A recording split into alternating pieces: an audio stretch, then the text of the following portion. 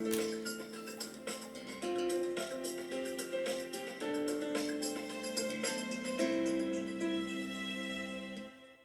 meu convidado de hoje deu os primeiros passos no mundo da música ao integrar a formação do grupo pop Os Deltons. No ano seguinte, em 1967, juntou-se aos Shakes, já na sua fase final, passando a ocupar o lugar de Carlos Mendes. Foi a apresentadora Maria Leonor que lhe sugeriu que deixasse os grupos e cantasse a solo. Inicia então uma série de participações regulares no Festival RTP da Canção, em 69 com Cantiga, em 71 com Cavalo à Solta. Em 73 vence o festival com a canção Tourada, voltando a vencer o Festival da Canção em 77 com Portugal no Coração. Desde 1981 torna-se autor, compositor e intérprete dos seus próprios poemas, continuando a acumular prémios. Para além do prémio Casa da Imprensa, ganho em 74 e em 77, obtém ainda o prémio para o melhor LP de música ligeira com o álbum Adeus Tristeza, editado em 1983. Depois de um período a viver nos Açores, regressa ao continente e, a par da sua carreira musical, aventura-se no mundo televisivo. Tem então lugar os programas Falas Tu, ou Falo Eu, e o Clube Tordo, na CNL. Produz e apresenta o espetáculo Calendário, no Teatro Nacional Dona Maria II, e edita o livro Fantásticas, Fingidas e Mentirosas. O meu convidado de hoje é Fernando Tordo. Fernando, muito obrigada por ter vindo. Muito obrigado. É um prazer tê-lo aqui. Eu que aqui. agradeço, Maria João, o convite. Muito obrigado. Começando então pelo princípio, estava tudo certo, entretanto, em relação... Não, certo estava. Já é saber muito sobre um cidadão. Gostaria apenas de lembrar que na sequência do Festival da Canção, eu concorri também no ano de 70 e no ano de 72. Precisamente. É importante dizer, pelo seguinte, por exemplo, no ano de 72, eu cantei uma canção lindíssima do José Luís Tinó, com o texto da Ivete Centeno, que ficou em último lugar. Depois, no ano a seguir, concorri novamente com o José Casário dos Santos e aí pronto, foi o célebre Festival da Tourada. Mas para mim é muito importante porque eu digo muitas vezes que aprendi a ganhar perdendo. Acho que é uma aprendizagem fundamental para qualquer um de nós e muito especialmente para esta profissão. Em que, se não se estiver com muita atenção, a tendência é sempre um bocadinho para a vaidade e para o esquecimento. É por isso que é muito agradável estar aqui na RTP Memória. É por isso que é muito agradável para um país inteiro que exista uma RTP Memória, não é? Porque... Sem dúvida alguma. Eu sou suspeita para falar, mas partilho inteiramente da sua opinião. É importantíssimo, porque de facto há um fenómeno... coletivo. Há um fenómeno sociológico, há um fenómeno do nosso país em geral, que está nos arquivos e que passa com certeza sistematicamente por este canal.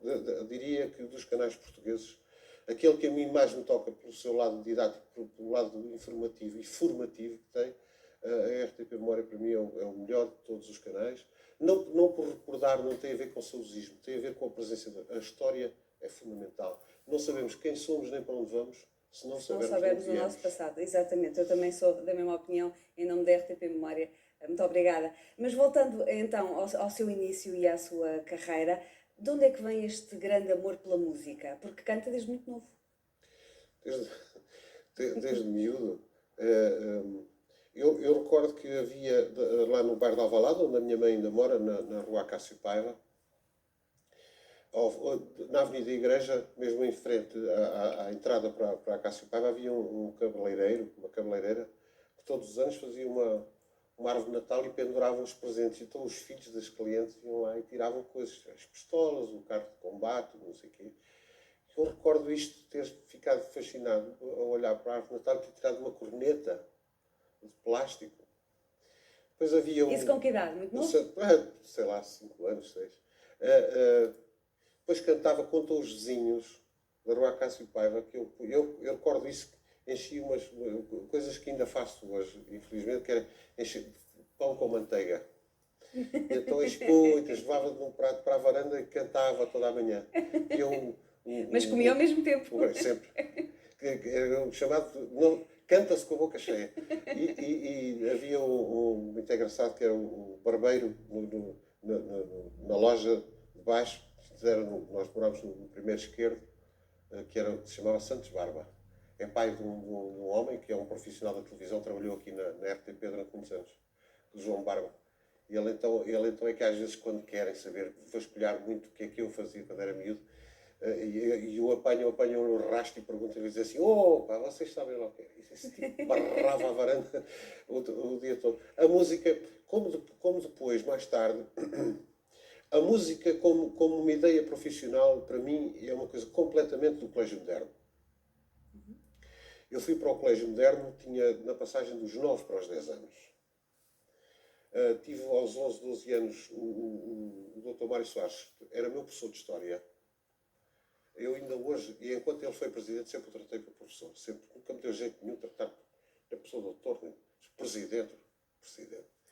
Portanto, eu conheço o Mário Soares, porque o Mário Soares era realmente um homem ainda mais jovem do que ele se mantém hoje, que é uma coisa impressionante. E aprendi algumas coisas, sem querer, da própria vida e da sociedade portuguesa aí. O Dr. Mário Soares é um homem muito, muito perseguido, e de vez em quando a gente entrava na rua, chamava-se Rua de Malpico nessa altura, agora chama-se Rua do Dr. João Soares, que era o pai, que no tempo em que eu fui para o colégio, ele era diretor era ele o diretor do colégio. Às vezes chegávamos ali à rua e era desagradável, porque havia aqueles carros pretos da PID, os tipos iam buscar o Mário Soares, chateavam. Depois a doutora Maria de Jesus ficava muito aflita, e aquilo criava-se um ambiente chato dentro do colégio, porque miúdos com 10, 11 anos tinham de alguma maneira que partilhar aquela coisa sórdida, não é? Aquela coisa chata, pesada. Aí a música. Eu tinha um professor de música, que era o professor João Mascarenhas, que tocava nessa altura, era violinista na Orquestra Sinfónica da Emissora Nacional, naquele tempo. Mais tarde, ele tocou na Orquestra Ligeira da Emissora Nacional. E este homem era, de facto, um homem da liberdade e da democracia, completamente. Porque era um homem que não queria nada da música do programa oficial da escola, do programa de música oficial, não é? Porque incluía, inclusive, o hino da sociedade portuguesa, era uma coisa horrorosa. E este homem Mascarenhas, era um homem que era um espírito livre. Então pedia para nós levarmos as guitarras, porque eu sabia que a gente tocava guitarras. Havia 3 ou 4 maduros no colégio moderno que andavam, a gente faltava às aulas, não é? Íamos para o jardim de Campo Grande tocar. E ele sabia que isto existia. Este contacto com um músico profissional, enquanto professor de música, foi muito importante. E deixou lá o bichinho, certamente. E porque, ainda por cima, ele era fascinado naquilo que nós fazíamos. Porque nós cantávamos as canções italianas, naquela altura, quando eu estou a falar dos 10, 11, 12 anos, ainda não havia sequer aqueles que depois foram os nossos professores, os Shadows, o Cliff Richard, depois, muito mais tarde, os Beatles. Bem, mas o Elvis Presley, sim, os cantores italianos, os Marinis, aqueles conjuntos. E então, o que é que acontece? Eu, muito cedo, cheguei à conclusão que a minha vida ia ser a música. Não foi sequer uma coisa acidental, foi uma coisa que eu programei. Foi uma coisa consciente. Foi. Tanto que, como a Maria João disse há pouco, quando se o conjunto dos Deltons vieram ter comigo naturalmente. Eu era muito miúdo. Portanto, eu entrei para os Deltons, ali estive.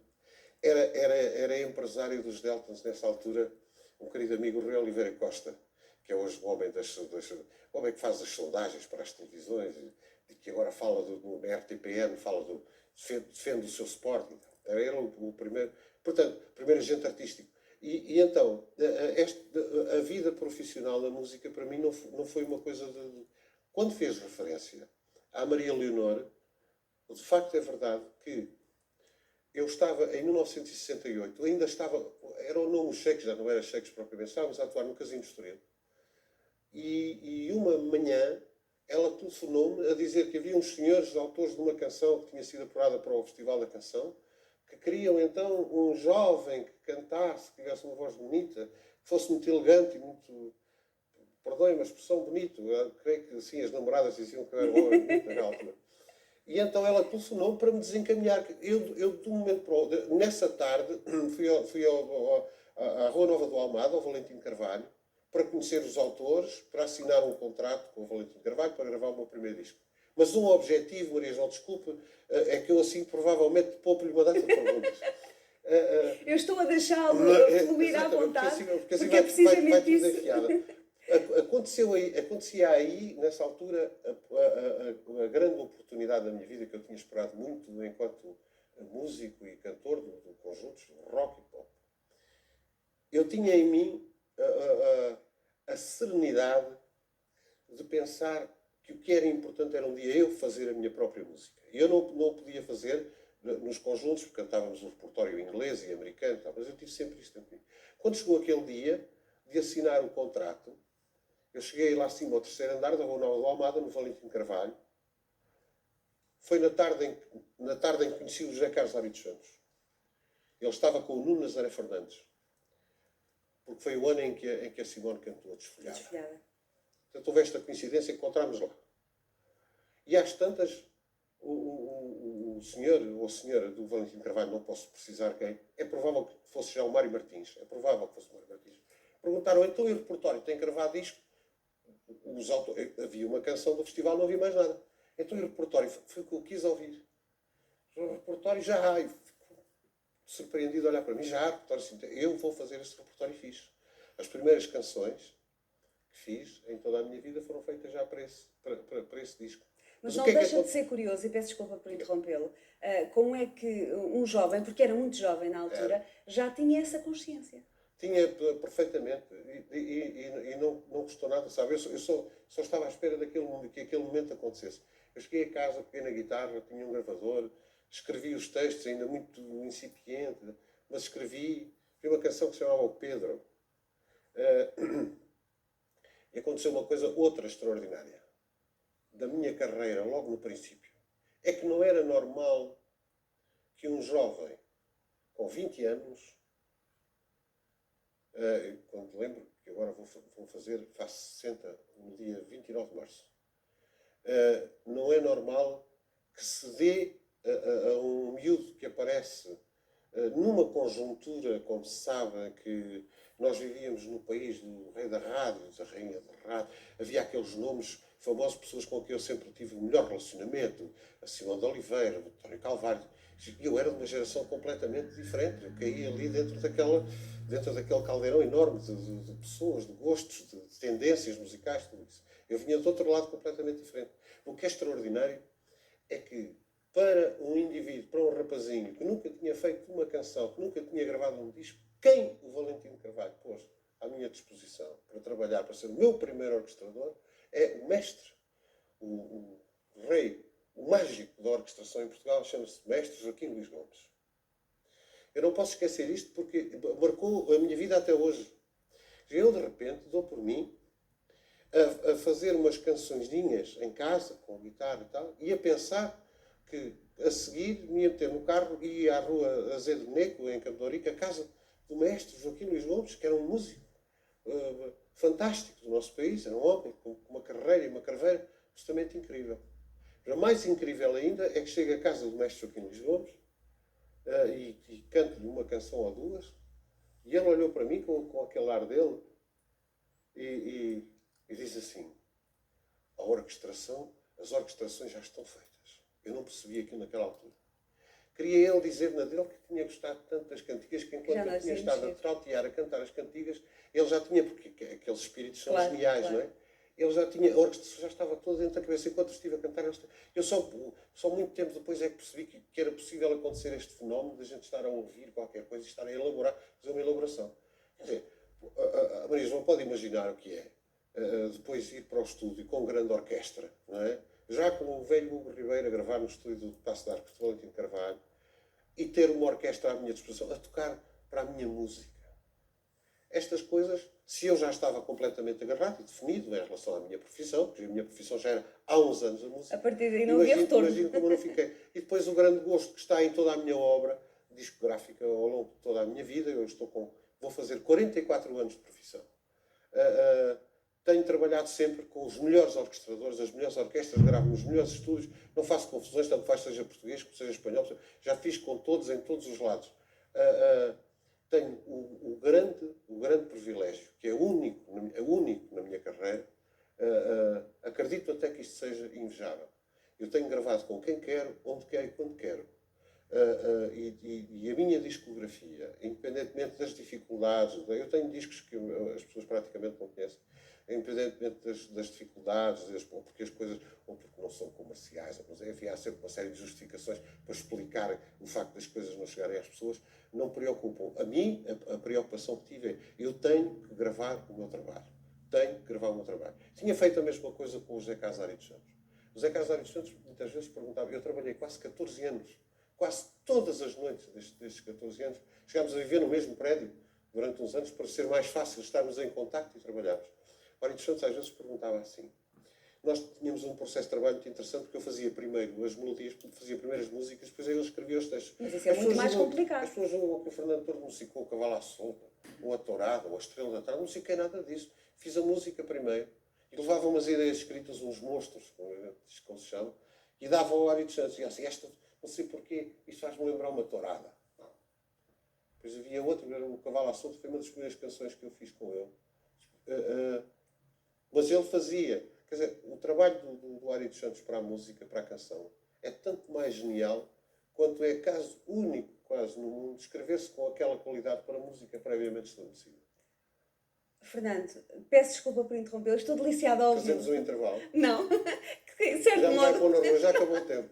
Não, Bem, fico, de certo ficamos modo é um aqui. intervalo. Mas como estava a falar do Ari dos Santos e da facilidade que ele tinha e da beleza e da poesia que ele conseguia colocar em todas as palavras que utilizava, eu tenho precisamente um primeiro bloco de imagens para lhe mostrar, onde o Fernando acaba por dizer precisamente o que está a dizer. Portanto, vamos recordar e depois já voltamos a conversar. Não é já despedimos de si, não é? Muito pelo contrário, pelo contrário. Vamos ouvir então. Como é que o José Casário dos Santos, como é que se pode ter tanto talento que se tenha passado uma vida inteira a escrever poesia condicionado a linhas melódicas? O público tem que ser esclarecido também em relação a isto. É porque eu não musiquei o Cavalo à Solta. O Cavalo à Solta, como é que é? Ele dizia, como é que é? Vais lá? E o clavião.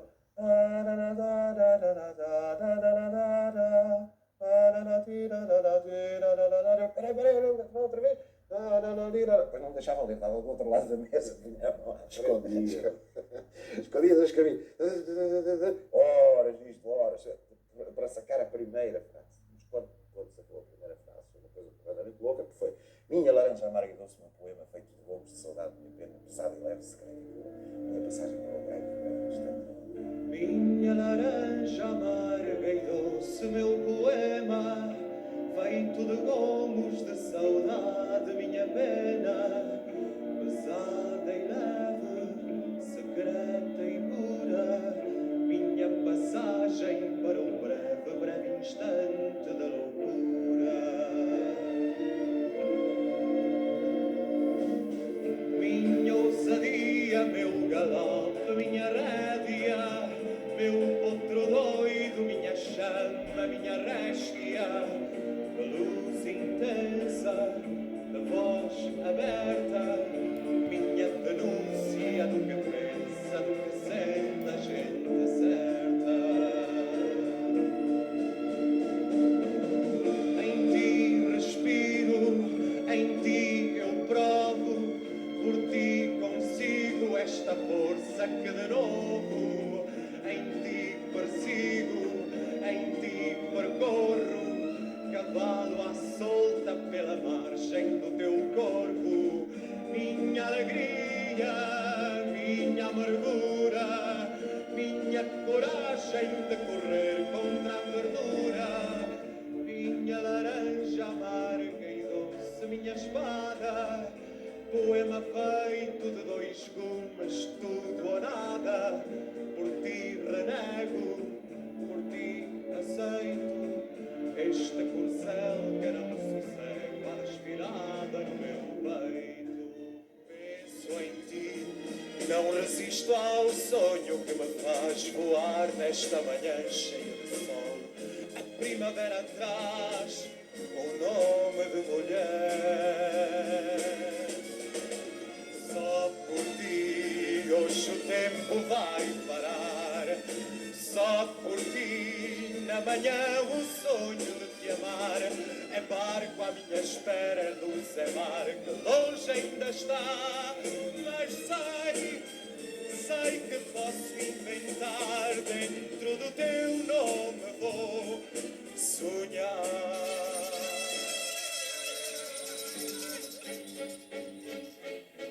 Não importa sol ou sombra, camarotes ou barreiras, toreamos ombro a ombro as feras. Ninguém nos leva ao engano, toreamos mano a mano, só nos podem causar dano de esperas. Entram guizos, chocas e capotes e mantilhas pretas. Entram espadas, chifres e derrotas e alguns poetas. Entram bravos, cravos e bichotes, porque tudo mais são tretas. Entram vacas depois dos forcados que não pegam nada. São honrados e honestos nabos que não pagam nada. E só ficam os peões de brega cuja profissão não pega. Não sei bem de quem eu nasci, não descobri nem pai nem mãe. Só sei que já nasci aqui e foi aqui que eu fui alguém. Portugal foi a nação, porque um dia morreu meu irmão.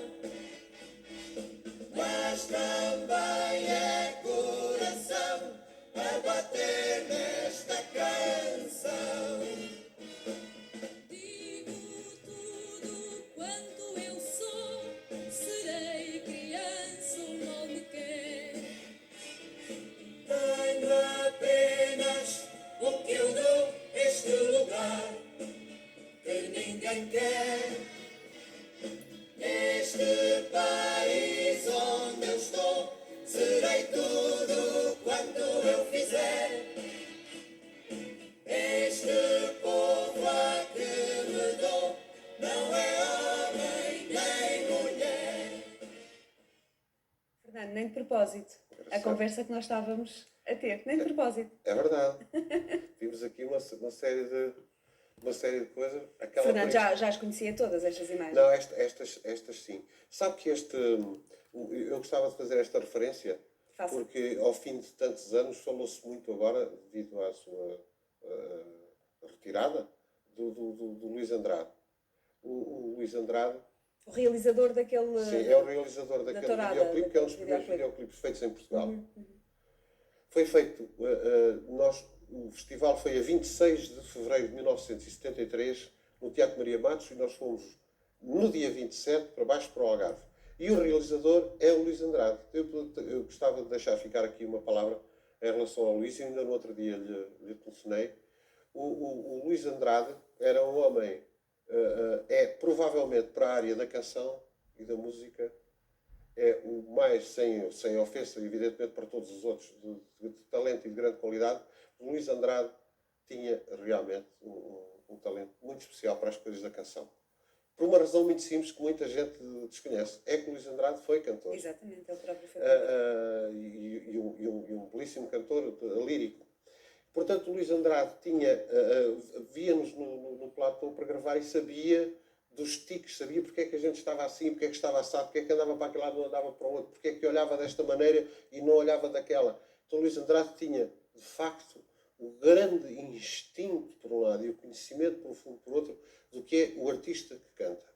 E portanto, este foi um momento interessantíssimo do meu relacionamento com o Luís Andrade. Tive vários, ele fez vários programas comigo, mas eu queria daqui saudá-lo porque é um homem muito importante na história da televisão em Portugal e muito especialmente muito importante para os artistas que têm, para os cantores especialmente, que têm a noção desta terrível responsabilidade que é estar à frente das câmaras. Eu não consigo, pronto, eu estou tranquilo, pronto, estando aqui na RTP é como se estivesse em casa, mas isto não deixa de ser uma responsabilidade.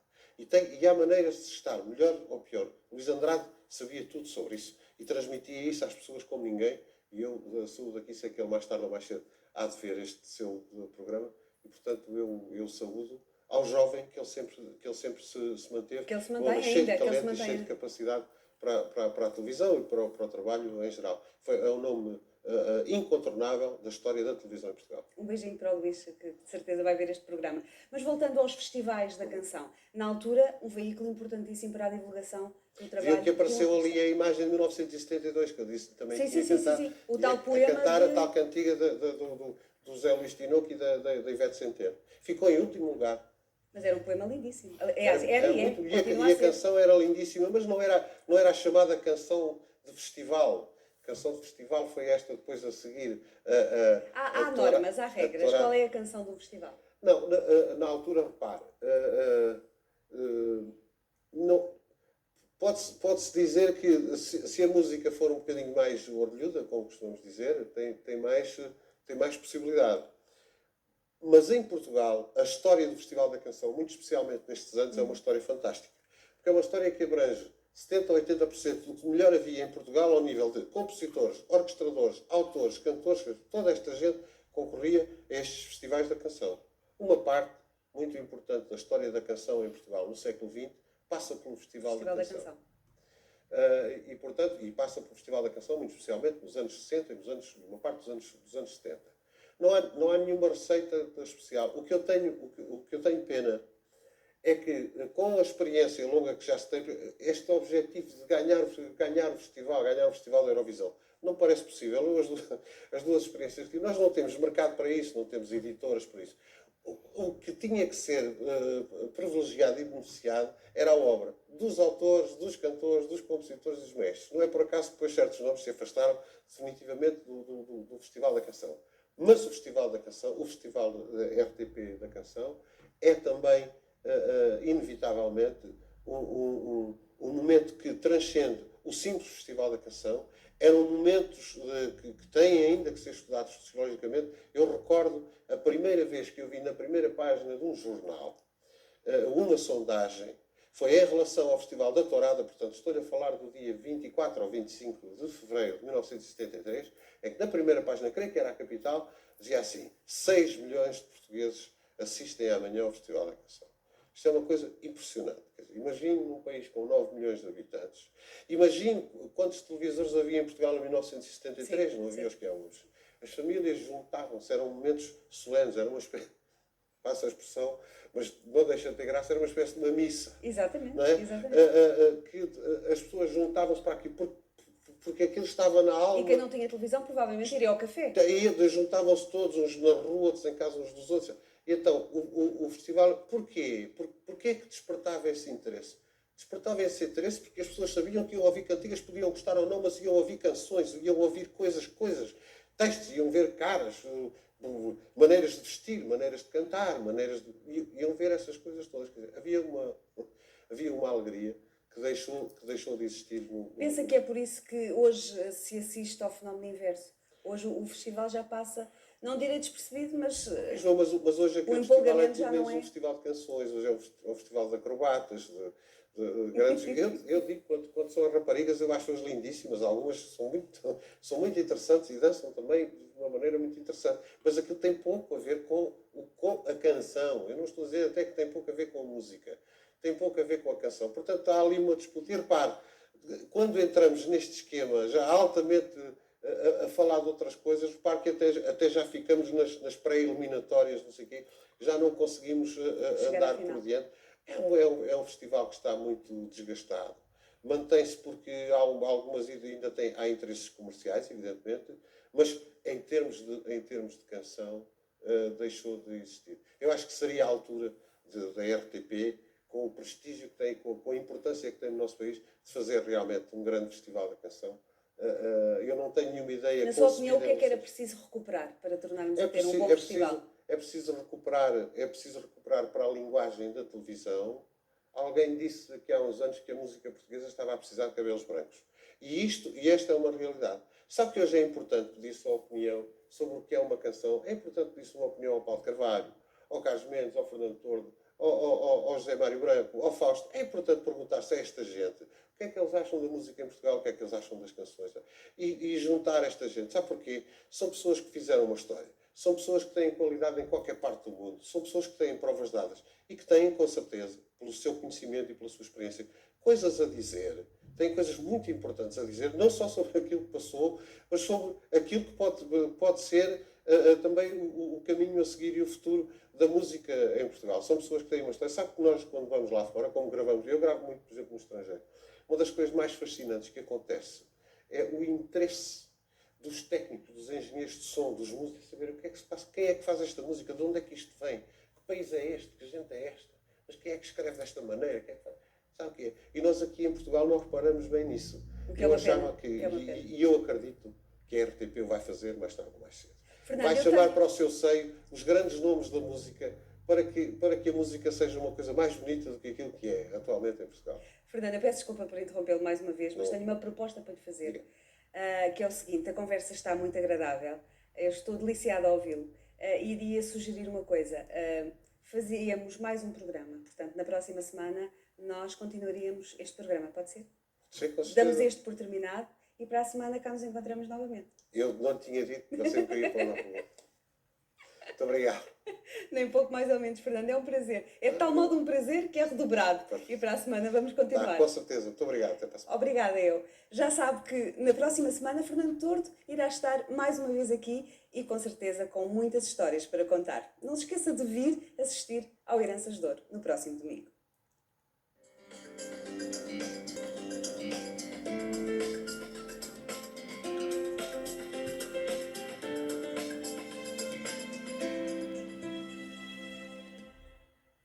Se assistiu ao Heranças de Ouro da semana passada, estou segura que o fez, então já sabe quem é o meu convidado do Heranças de Ouro desta semana. É verdade? Continuo com o Fernando Tordo, numa conversa bem agradável, que estou certa que se vai tornar ainda mais agradável à medida que vai continuar. Fernando, muito obrigada por ter ficado para esta semana. Eu é que agradeço o vosso convite. Não estava...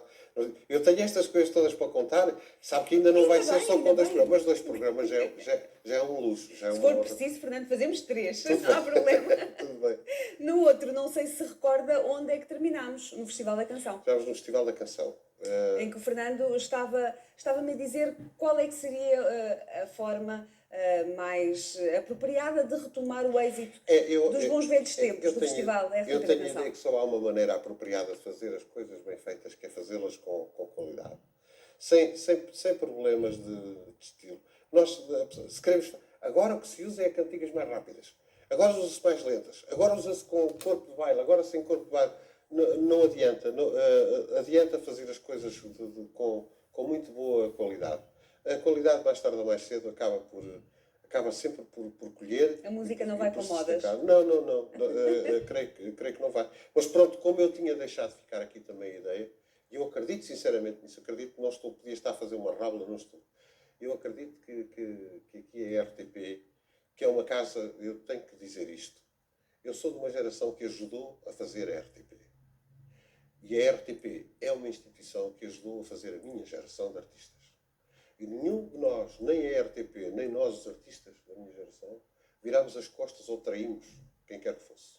A RTP não nos traiu, nós não traímos a RTP. Creio que é a altura da RTP entender que toda a bagagem que armazenamos de experiência em Portugal e no estrangeiro está, da minha parte e da parte de gente da minha geração, está completamente à disposição da RTP. A RTP sabe disso há muito tempo. E não o faz. Não percebo porquê. A RTP não me deve nenhuma espécie de satisfações. Mas é importante, mais uma vez, que a RTP saiba que há disponibilidade das pessoas da minha geração de darem um bom empurrão a esta instituição. A esta e não a nenhuma outra, pela razão que acabei de contar. Claro, Nós ajudamos a construir esta casa e esta casa fez as nossas carreiras. o recado está dado. Esperemos que alguém de direito o receba. Há de haver alguém. Há de haver alguém, certamente. Fernando, falando mais uma vez das suas composições, e há pouco não pudemos deixar de falar, há pouco, aliás, a semana passada, não pudemos deixar de falar do Ari dos Santos, uma pessoa importantíssima na sua carreira e nos seus poemas. Eu agora convidava-o para ver mais um bloco de imagens com outras das suas maravilhosas canções e depois já voltamos a conversar. Com Pode ser? certeza mesmo.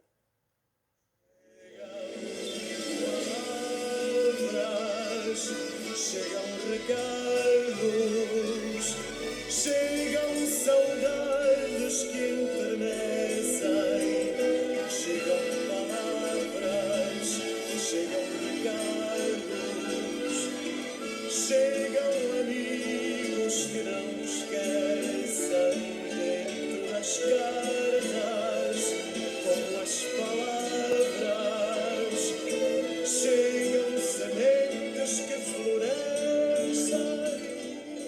Na minha vida tive beijos e empurrões, esqueci a fome num banquete de ilusões. Não entendi a maior parte dos amores, só percebi que alguns deixaram muitas dores. Fiz as cantigas que afinal ninguém ouviu, e o meu futuro foi aquilo que se viu. Adeus, tristeza, até depois. Chamo-te triste por sentir que entre os dois não há mais nada para fazer ou conversar. Chegou a hora de acabar. Adeus, tristeza, até depois. Chamo-te triste por sentir que entre os dois não há mais nada para fazer ou conversar. Chegou a hora de acabar. Sou pescador de coisas belas, de emoções. Sou a maré que sempre sobe e não sossega. Sou das pessoas que me querem e que eu amo. Vivo com elas por saber quanto lhes quero. A minha casa é uma ilha, é uma pedra que me entregaram num abraço tão sincero. João é um botão de cravo rubro. Joana é uma rosa cor de abril. Dois filhos que eu embalo e que descubro, e que sendo só dois podem ser mil. Pois filhos do amor e da ternura, sendo de todos não são de nenhum. E no mundo não há coisa mais pura que a gente amar em todos cada um. Meu filho, minha vida, és meu sangue, meu caminho, meu pássaro de carne, meu amor. Meu filho que nasceste do ventre do carinho da minha companheira que deu flor. É um botão de cravo rouro. Joana é uma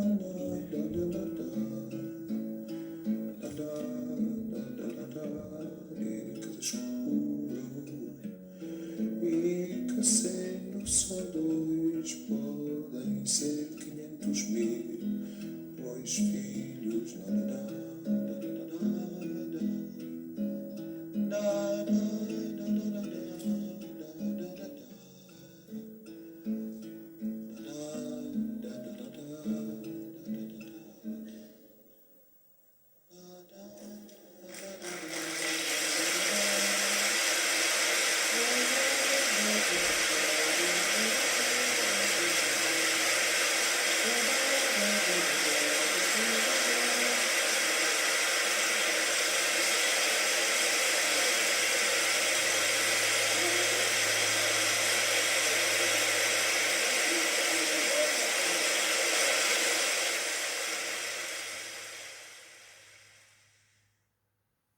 Um momento de ternura.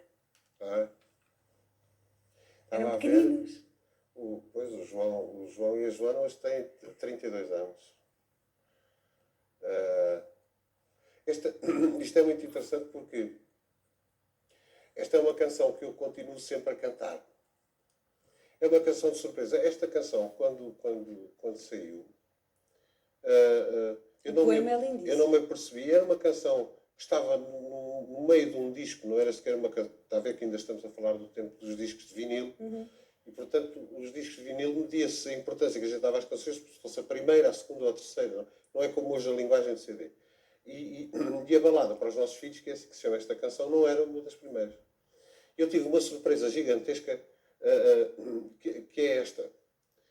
Alguém em 3 ou 4 estações de rádio por esse país fora, fez passar esta canção muito. Eu julgava que as pessoas não conheciam esta canção, sinceramente. Às tantas dei por mim a fazer espetáculos aí pelo país. Começava a cantar a canção e as pessoas cantavam a canção por mim. Eu achava que isto fazia uma estranheza muito grande, porque eu não ouvia a canção passar na rádio e como é que as pessoas conheciam a canção.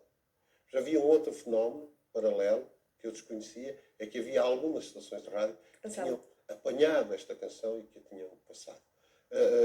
Até hoje, ainda hoje, nos meus espetáculos, eu normalmente começo o espetáculo com a balada para os nossos filhos, porque é uma canção que se faz só com guitarra, serve para aclarar a voz, para aquecer um bocadinho as mãos, e é uma canção que fala de uma emoção, fala de qualquer coisa que é uma coisa que eu hoje mantenho, está a ver? Hoje estas duas crianças que ali estavam têm 32 anos. E eu canto a canção com a mesmíssima emoção e com a mesmíssima memória e desejo dos meus filhos. Há coisas E notou-se aqui, o Fernando ficou emocionado Há quando viu essa imagem. claro, porque, sabe porquê? Porque, apesar de tudo, passou muito tempo, não é? Claro. E passou um tempo que é um tempo verdadeiro. Que estes meus filhos hoje estão formados, têm as suas carreiras. Esta minha filha Joana trabalha no design industrial. O João Tordo é um ilustre escritor, é um homem que começou a sua carreira, escreveu um primeiro livro que foi um êxito, acaba de escrever agora o terceiro romance. Vê-los aqui de miúdos é uma coisa muito, digamos, muito importante para mim e muito emocionante, porque são estas coisas que nos demonstram que o tempo vale a pena, que a vida valeu a pena, não é? E as coisas que eu ainda tenho, eu estou aqui a pensar o que eu ainda tenho para fazer. E ainda bem que assim é, não é? Ainda bem que assim é. Mas é muito bonito ver que estas imagens estejam guardadas, fazem parte integrante da vida de um tipo que se dedicou à música. Não, Fernando, fazem parte da vida de todos nós e é por isso que são tão belas. Há pouco o Fernando confidenciava-me antes de começarmos a gravar que quando dá espetáculos, que muitas vezes são os mais novos que vêm ter consigo e que lhe fazem perguntas sobre determinada música porque não sabiam que a música tinha sido editada em 70 ou em 60. Continua a ter um público muito diversificado. Há questões da Maria João que hoje não são tão graves, mas foram muito graves, e muito especialmente na década de 80. A década de 80 também ainda há de ser devidamente contada e inspecionada. De facto, houve um período de branqueamento e de marginalização de muito do que se fez neste país. Tanto fazia que a gente gravasse discos como não gravasse. Isto tem-se prolongado no tempo. Mas realmente a informação deixou de passar. Tudo o que tinha sido feito pelos grandes compositores, pelos grandes cantores, pelos grandes maestros, tudo isso foi marginalizado. Hoje acontece, a gente vai a um espetáculo, está sempre normalmente muita gente jovem a assistir, que vem perguntar, aquela canção é que é do seu último disco? Não, aquela canção é de 1970. Veja outra, então e aquela é mais antiga? Não, essa é de 98. Então e aquela disco é? Não, essa...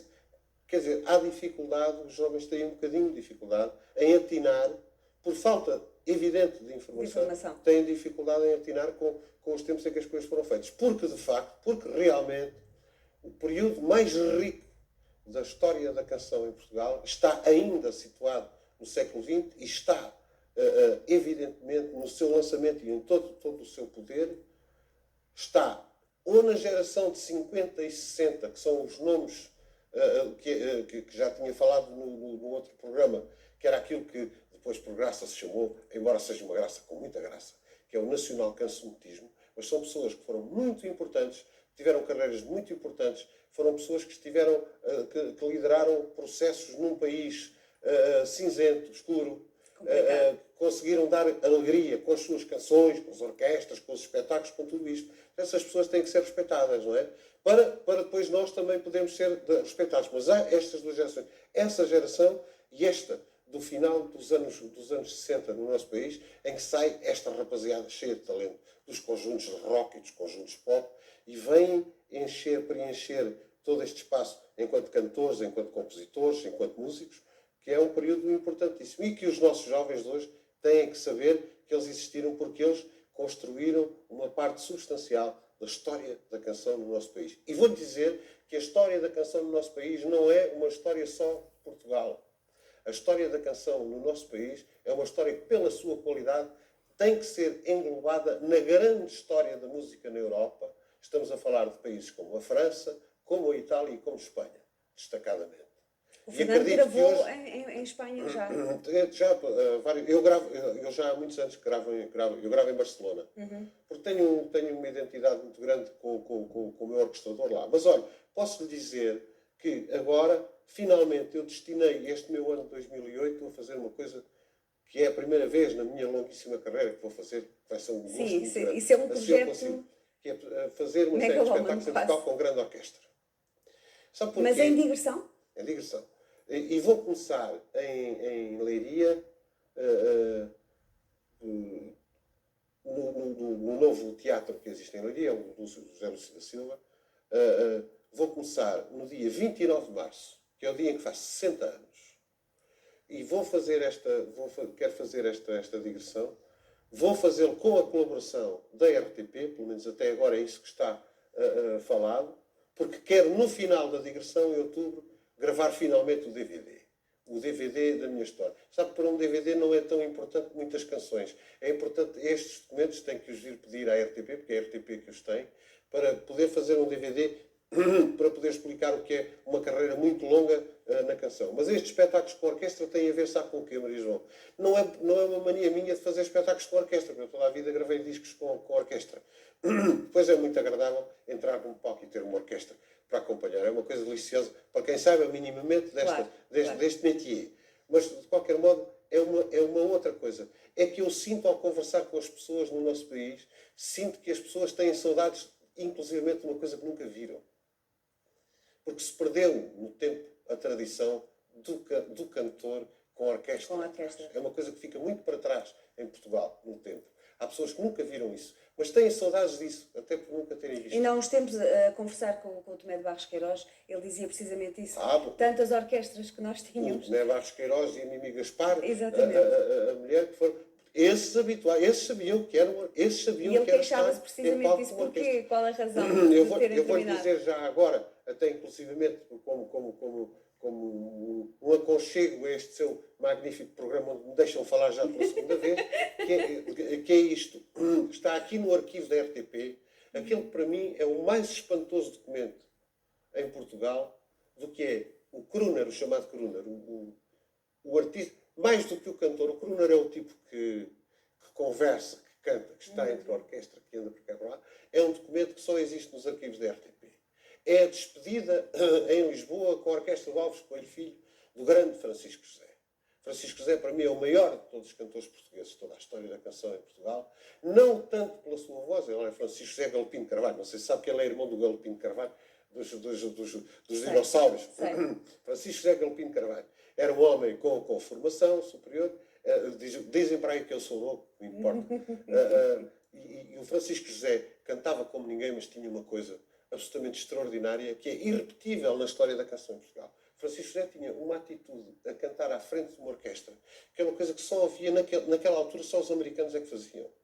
Só os americanos é que tinham aquele comportamento à frente de uma orquestra. Davam uma palmada nas costas do maestro, chegavam não sei o quê. Esse documento existe aqui na RTP. Eu já o vi algumas vezes. Agora há muitos anos que não o vejo, mas ele está aqui. Qualquer dia, Maria João, quando tiver a oportunidade de se falar com alguém, se de alguma forma isto passar por Francisco José, não se esqueça, este documento está aqui no arquivo.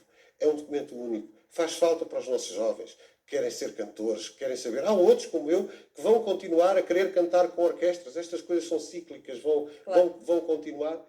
Há um documento de um grande cantor português que se comportava à frente de uma orquestra como ninguém. Tenho muito a ver. E sabe que eu conheci o Francisco José, uma vez numa gravação de um programa. Só estive com ele esta tarde em toda a minha vida. E ele inverteu o papel. O malandro vinha para mim conversar, fazer-me elogios a mim. Eu disse assim, pá, você é maluco, você não sabe o que é que está a dizer, pá, eu sou o seu maior fã, pá, você não me esteja... E às tantas fez uma coisa extraordinária. Perguntou-me a mim, eu que era fã do Francisco José, eu de calçõezinhos lá em casa, com o rádio Nordmente, lá em casa da minha mãe e do meu pai, ouvi os discos do Francisco José, era menino, eu ficava fascinado com aquela voz. Então não é que uns anos depois é este homem, de quem eu era completamente fã, era o meu ídolo Francisco José, então não é este homem que se vira para mim e que me pergunta num casinho histórico se eu, Fernando Tordo, achava que ele devia continuar a cantar. Eu disse, pá, você é maluco, pá, você não sabe o que é que está a dizer, pá. Você está a inverter isto. Eu não tenho opiniões. eu não tenho que lhe dizer nada assim, você é que tem que me dizer a mim o que é. Não, você está enganado, pá. Eu é que sou seu fã. Se você deve continuar a cantar, você, pá, deve cantar sempre. E então ele disse uma frase que eu aqui não posso repetir, porque mete um palavrão e eu não digo. Mas de qualquer modo, este Francisco José são pessoas únicas. É célebre uma conversa do Francisco José aqui na RTP em 1964, em que ele criticou duramente o país em geral, porque de facto só recebia bem os artistas estrangeiros e os desgraçados portugueses ganhavam umas cascas. E a partir daí os que é diretos e depois tiveram uma triste história. Teve problemas. Mas há uma outra coisa que as pessoas não sabem, só para terminar este aspecto, e que eu lhe vou dizer.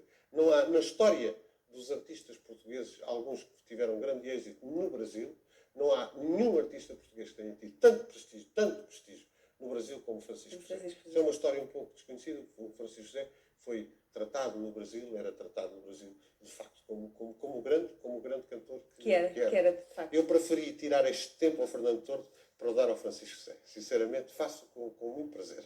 Então está dado e vamos voltar ao Fernando Tordo vendo mais umas imagens. Pode ser? Vamos ver então.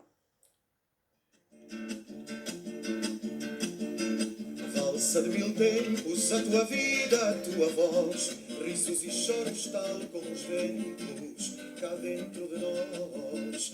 Neste país chato tal como o teu, somos verdadeiros. Quando choramos somos regatos de homens inteiros. Tuas palavras, hora de mel, hora de fel, sabem a vida, entram na pele, doem na pele. Tuas palavras são ternura, amor e morte, são as palavras de um forte chamado Brel. Eis-se num quando dentro do guarda-vestidos ouvem-se vários gemidos torturados, lancinantes. Eram os fatos, os cabides e os vestidos, perturbando a doce calma e o sossego dos amantes. Batem à porta, era a mulher do padeiro a perguntar se os pãezinhos foram pedidos daqui. Diz a menina com ar muito matreiro: obrigado, meu amigo, o padeiro já eu vi. Tele, vai lá vida de uma pista, vem com escarrapachado num artigo de artista. Tele, quem passa sopa na panela, porque a gente quer curtir a telenovela. Talvez a Júlia vá casar com o irmão dela. Talvez a Júlia vá casar com o irmão dela. Talvez a Júlia vá casar com o irmão dela. Talvez a Júlia vá casar com o irmão dela. Foi a noite mais bela de todas as noites que me adormeceram, dos noturnos silêncios que à noite de aromas e beijos se encheram. Foi a noite em que os nossos dois corpos cansados não adormeceram, e da estrada mais linda da noite uma festa de fogo fizeram. Foram noites e noites que numa só noite nos aconteceram. Era o dia da noite de todas as noites que nos precederam. Era a noite mais clara daqueles que à noite amando se deram. E entre os braços da noite, de tanto se amarem vivendo, morreram. Meu amor, minha estrela da tarde, que o luar te amanheça e o meu corpo te guarde. Meu amor, eu não tenho a certeza se tu és a alegria ou se és a tristeza. Meu amor, eu não tenho a certeza. Mais um bocadinho. Esta é uma imagem, tenho que fazer esta referência. Este músico que me estava a acompanhar a cantar Neste último excerto. A Estrela da Tarde, sim, neste último. Foi um grande músico português, provavelmente dos que eu conheci, dos pianistas que eu conheci, o maior conhecedor de música portuguesa de todos eles é o José Sarmento, já faleceu há uns anos. Era um elemento, era uma figura ímpar da nossa música, e é lamentável que tenho sempre muita pena, fica uma dor muito grande, porque era um querido amigo e um grande músico que desapareceu. E a nossa música não se pode dar ao luxo de perder estas pessoas. Mas foi uma felicidade. Ele teve uma doença muito complexa, uma daquelas mesmo muito estranhas, e faleceu. Era um homem que tinha um profundo conhecimento da música e era um prazer viajar com ele, porque era um homem sistematicamente solícito. Há poucas pessoas como o Zé Sarmento. Fica aqui também uma palavra para ele. Tenho muitas saudades dele. Fernando, nas muitas entrevistas e nos muitos textos que li para preparar esta entrevista, não foi apenas uma, nem duas, nem três pessoas que se referem a si como o trovador. Tem essa consciência? Bem, sabe que é sempre um bocado Asterix. Eu, quando ouço do trovador, eu lembro logo do tipo que manda o cara para a barra na árvore. Sabe que a poesia trovadoresca está muito presente também muito na nossa música. Bem, eu aceito isso para mim porque vou dizer, há um nome na nossa música, entre outros, como sabe, eu sou um amigo íntimo do Paulo de Carvalho, do Carlos Mendes, há uma geração que nasceu, que viveu comigo e que vive comigo. Claro. Mas há um nome que eu quero aqui destacar, que é um nome de referência da música do nosso país, que é o Fausto. Eu gosto muito do Fausto, tenho o melhor relacionamento com ele, damos-nos muito, falamos muito, mandamos muitas mensagens, às vezes almoçamos juntos. E eu, em relação ao trovador, eu entendo porque eu vejo no Fausto isso também. Eu, quando ouço a música do Fausto, vejo sempre o tipo que vai na caravela, encostado num canto mais ou menos ergonómico da caravela, é o tipo que vai escondido, é o tipo que vai de viagem, mas ninguém sabe que ele vai.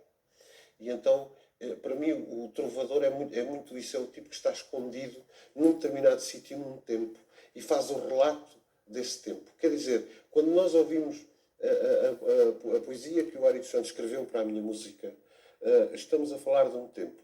Só que estamos a falar de um tempo intemporal. Quer dizer, os textos que eram bons em 1970 serão bons em 2070 e em 3070. E isto é muito difícil de conseguir. Faz parte de uma cultura, de uma história.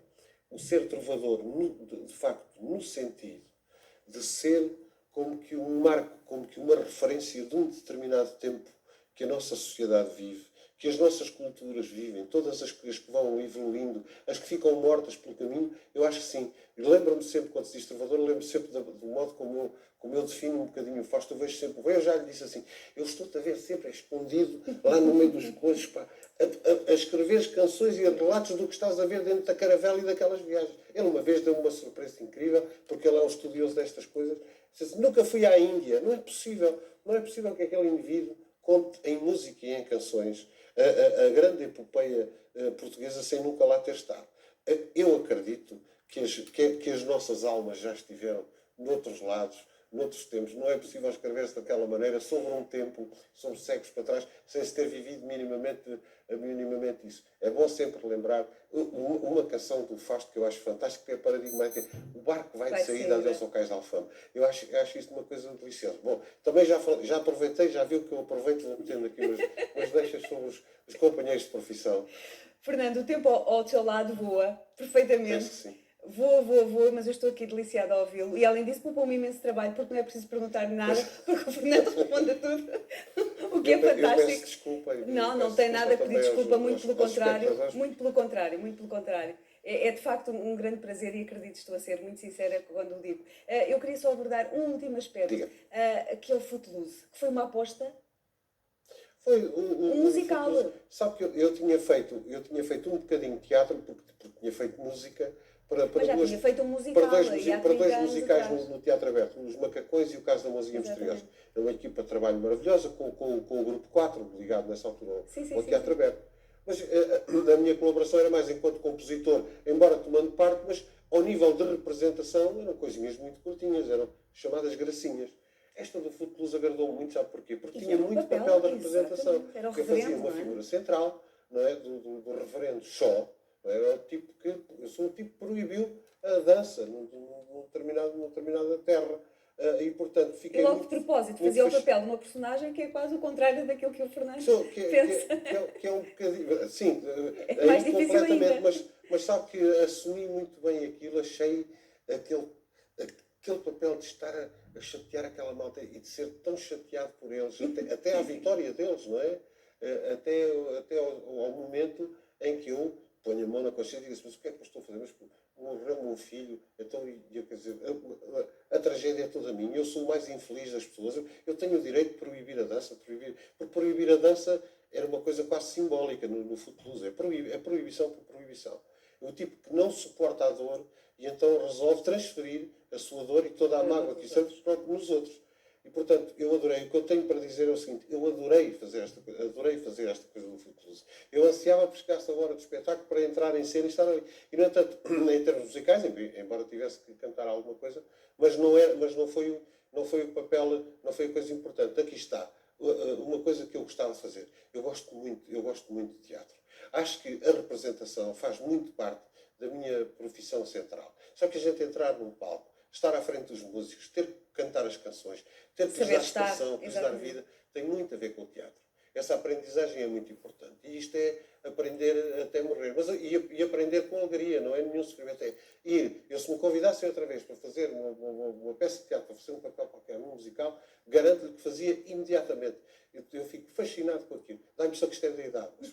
Não é nada. Fernando, muito obrigada por ter vindo. Eu Eu adorei esta muito, conversa. Agradeço muito. E espero que de facto a sua digressão se concretize. E muito obrigado, vai concretizar com certeza, e muito obrigado por esta recolha que fizeram, e desde já vou pedindo antecipadamente ao setor da RTP que eu vou precisar deste material para o meu DVD. Dado que vai ser uma coprodução com a RTP, portanto não vai haver problema. Adorei estar aqui. Muito obrigada.